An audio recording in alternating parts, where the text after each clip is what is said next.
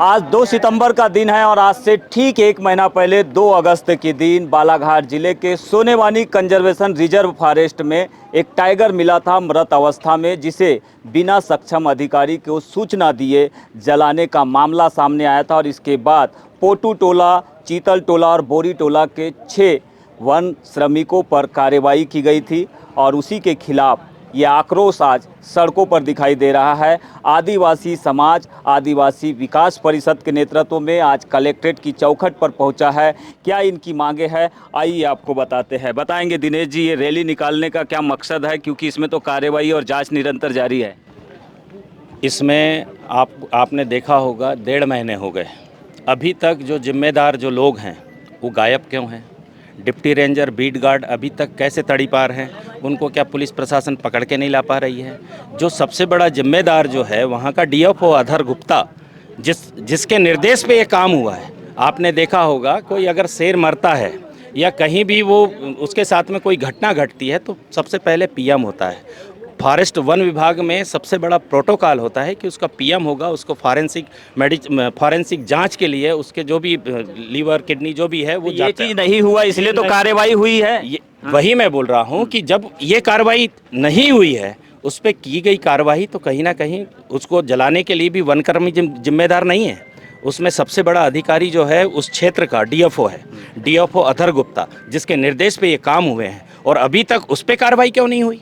हमने 20 दिन पहले हमने ज्ञापन दिया था कि अधर गुप्ता को सबसे पहले सस्पेंड करो। तो आप लोगों को डाउट है कि अधर गुप्ता के कहने पर ही इन्होंने टाइगर को जलाया है? आप ये बताइए, जो डिपार्टमेंट का मुखिया होता है, जिस क्षेत्र में वो पदस्थ रहता है मुखिया के रूप में, जिसके निर्देश पे हर कार्य किए जाते हैं, आप ये बताइए कहीं ना कहीं निर्देश उसी का हुआ होगा ना? नहीं, लेकिन अभी तो जांच पूरी नहीं हुई है ना। जांच एसआईटी बैठी, एसआईटी जांच में अभी तक क्यों नहीं? 1-1.5 महीने हो गए, एसआईटी भंग हो गई। अब तो टाइगर स्ट्राइक फोर्स जांच कर रही है, पता चला है भोपाल की। देखो, टाइगर फोर्स जो है जांच कर रही है, परंतु सामने तथ्य तो आना चाहिए। अभी तक इसको सबसे पहले तो जांच किस आधार पे होना चाहिए? सबसे पहले जो मुखिया है उसको सस्पेंड करना था, उसके बाद में एसआईटी जांच करती, उसके बाद में रिजल्ट सामने आते। आप लोग क्या चाहते हो?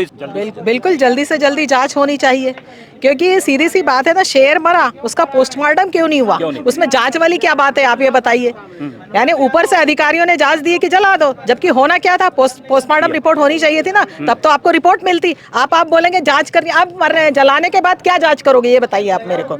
और जो बीट गार्ड और रेंजर, डिप्टी रेंजर जो गायब हुए हैं, उनको सबसे पहले पकड़ करके सामने लाए, उनको छुपाया गया है। आप लोगों को क्या लगता है किसकी जवाबदेही यहाँ पे तय होना चाहिए? कौन कौन से अधिकारी इसकी जद में आ सकते हैं? सीधी सी बात है, डीएफओ है, सीएफ है, सीसीएफ है, इन्हीं लोग आ सकते हैं। ये बड़े अधिकारी हैं और इन्हीं के कहने पे, इन्हीं के एसडीओ है, इन्हीं के आदेश पर ये काम हुआ है।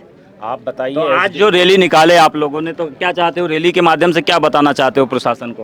प्रशासन को हम यही बताना चाहते हैं कि सीधे साधे आदिवासियों पे लगातार किसी ना किसी मैटर पे अरेस्ट ही किया जाता है।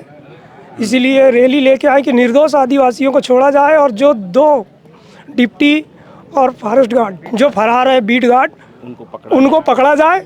जैसे उनको फरार किया गया है वैसे ही इनको भी रिहा किया जाए। टीकाराम हनोते और हिमांशु घोरमारे को पकड़ा जाए। वो परिवार के लोग कौन है? आप हैं?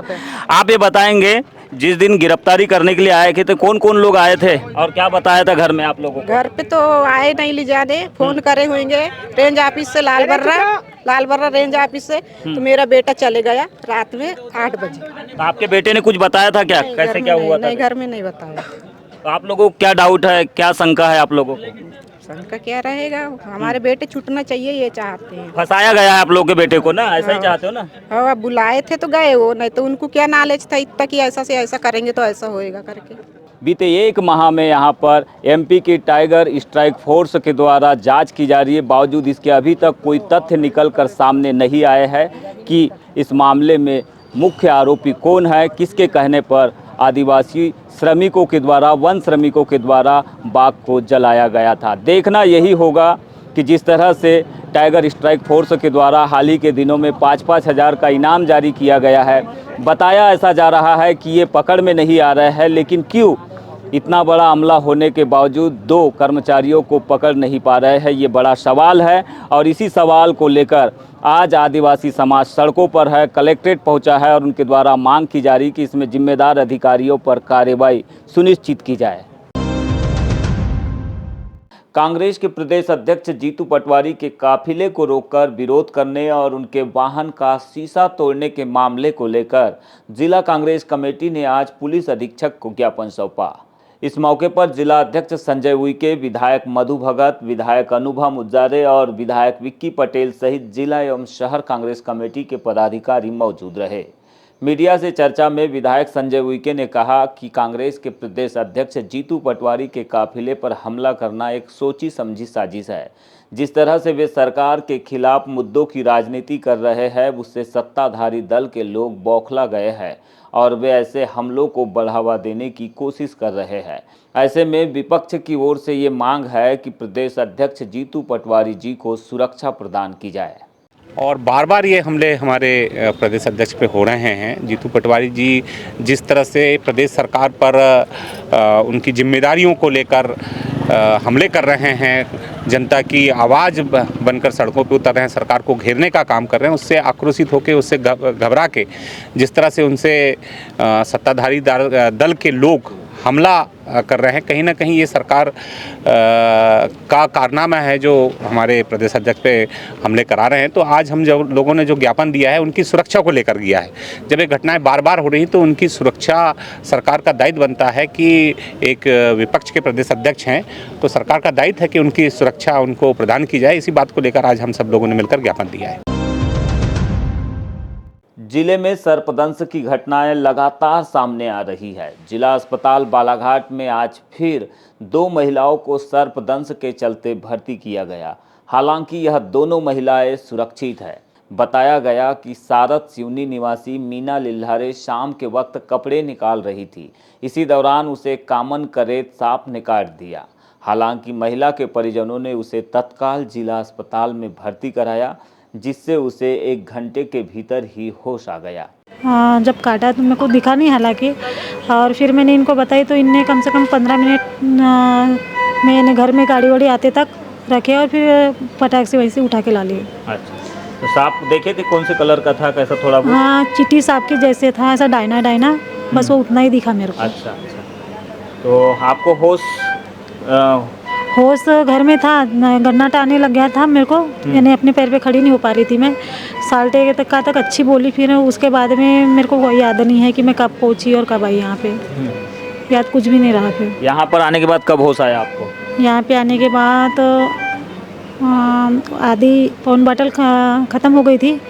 फिर वो भैया ने कुछ तो भी डाले मेरे इसमें यहाँ पे, तो एकदम ऐसा झटका जैसा लगा, फिर थोड़ा सा अच्छा लगने लगा। इसी तरह एक और महिला ललिता मड़ावी को घास काटते समय एक भूरे रंग के सांप ने काट दिया, जिससे उसके पैर में निशान भी दिखाई दे रहे हैं। हालांकि महिला को 1 घंटे के भीतर ही अस्पताल में भर्ती कर लिया गया, जहां उसका इलाज शुरू हो चुका है। सांप ने काट दिया। कौन सा सांप था, कुछ पता चला? सांप तो देखे सर, लेकिन पहचान नहीं आया। कैसा था दिखने में? भूरा सा था। भूरा सा था। हाँ। तो क्या करने गए थे आप खेत में? घास काटने गई थी सर। कितने बजे की घटना आई? यही कोई 1-1:30 बजे की तरह। तो अभी कैसा लग रहा है आपको? चक्कर आ रहा है हल्का हल्का सा, और ये पैर थोड़ा चढ़ता है। चढ़ रहा है? हाँ।